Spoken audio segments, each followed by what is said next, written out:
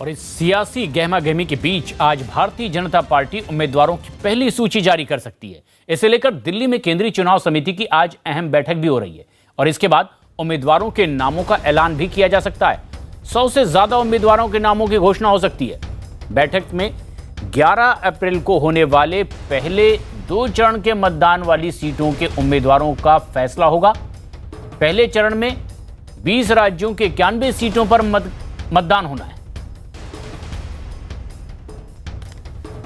रवि सिंह हमारे सहयोगी इस वक्त हमसे सीधे जुड़ रहे हैं, साथ ही हमारे पॉलिटिकल एडिटर अमिताभ सिन्हा भी। रवि, आप जहां मौजूद हैं, क्या उम्मीद की जा रही है, कितने नामों का ऐलान बीजेपी आज कर देगी?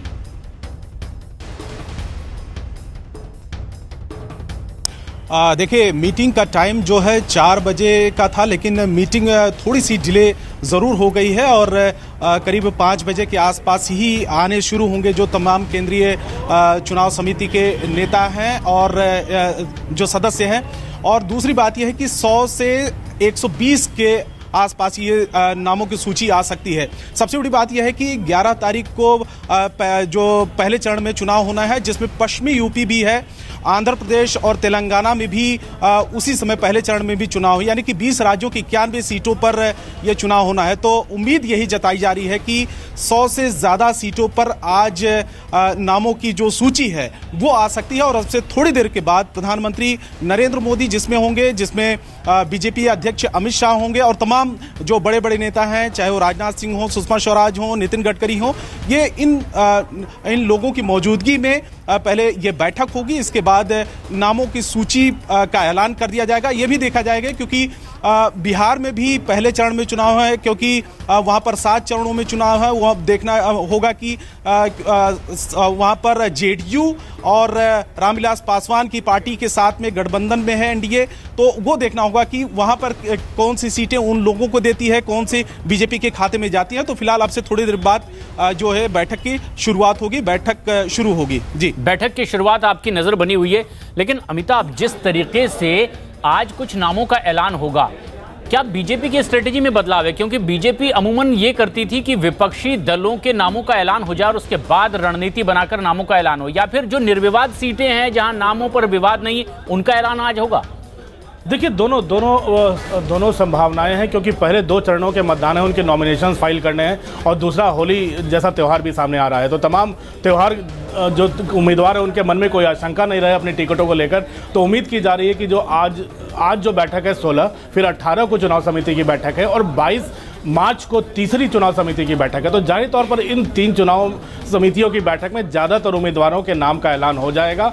विनेबिलिटी पहला क्राइटेरिया रखा गया और ये भी संकेत मिले हैं कि कई राज्यों में जो मंत्री चुनाव लड़ रहे हैं उनके टिकट बदले नहीं जाएंगे। हाँ, एक संशय बरकरार है कि 75 पार के लोगों को टिकट मिलेगा कि नहीं, वो भी साफ कर दिया गया है कि उस पर सहमति बन गई है कि जो 75 पार के लोग हैं, अगर वो जीतने की क्षमता रखते हैं उनको टिकट जरूर मिलेगा, लेकिन चुनाव के बाद पद नहीं मिलेगा। तो तमाम चीज़ें जिस पर पार्टी ने अपना रुख साफ कर लिया है। अब से 4-5 घंटों का मंथन होगा। उसके पहले हफ्ते 10 दिन से भी लगातार मंथन चल रहा है। अमित शाह खुद बैठकें ले रहे हैं, जो तमाम राज्यों के प्रभारी हैं वो बैठकें ले रहे हैं। तो यहाँ पर बहुत ज़्यादा समस्या नहीं आनी चाहिए उम्मीदवारों के चयन को लेकर। और देखना यह कि किन किन नामों का ऐलान आज होता है। लेकिन अपने दर्शकों को हम बता दें, एक बड़ी खबर इस वक्त आ रही है। केंद्रीय मंत्री उमा भारती लोकसभा चुनाव नहीं लड़ेंगी। ये बात खुद उमा भारती की ओर से जाहिर हुई है। अमिताभ, उमा भारती चुनाव न लड़ने का फैसला कर रही हैं। इसके पहले तो ये खबर आ रही थी कि उन्हें मनाया जाएगा, लड़ाया जाएगा।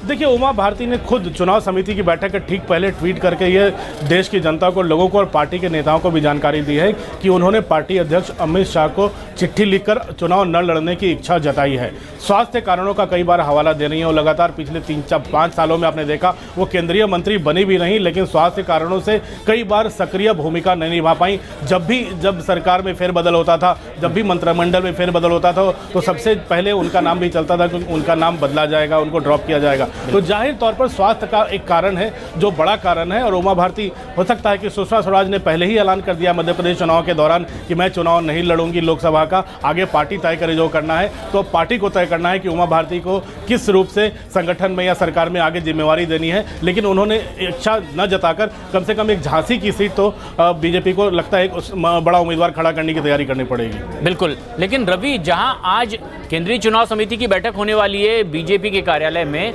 वहां क्या कुछ और ऐसे बड़े नामों पर भी फैसला हो सकता है, और वो क्या उम्मीद की जा रही है?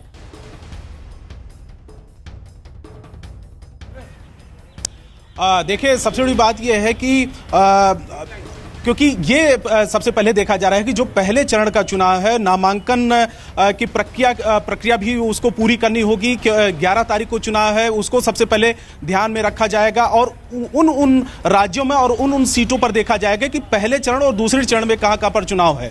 तो वहां पर सबसे पहली बात यह है कि वहां के सीटों को लेकर जो है नामों की सूची आ सकती है, लेकिन ये देर रात तक ये सूची आएगी, क्योंकि काफी लंबी ये बैठक होगी, काफी ज्यादा मंथन होगी। उसके बाद ये उम्मीद जताई जा रही है कि 10 से 11 बजे के बीच में ये सूची, पहली सूची बीजेपी की आ सकती है।